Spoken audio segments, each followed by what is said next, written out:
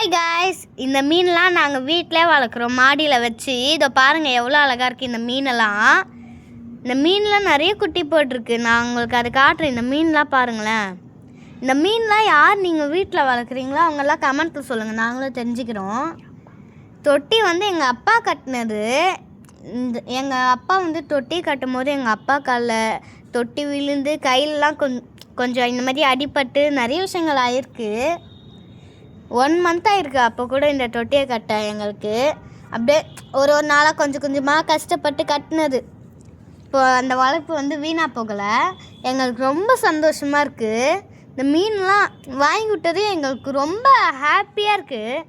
இந்த மீன் உள்ள நாங்கள் நல்லா வளரணுன்னு கஷ்டப்பட்டு செடி ரேரான ஒரு செடியெல்லாம் வாங்கி வச்சுருக்கோம். இதை பாருங்களேன். நம்ம கஷ்டமாக இருக்கும்போது இந்த மீன் போகிறத பார்த்தாலே நம்மளுக்கு ஹாப்பி, அந்த மனசு கொஞ்சம் ஹாப்பியாகிடும். நான் இந்த மாதிரி தான், எனக்கு எந்த கஷ்டமாக இருந்தாலும் நான் உடனே மேலே உக்காந்துப்பேன்.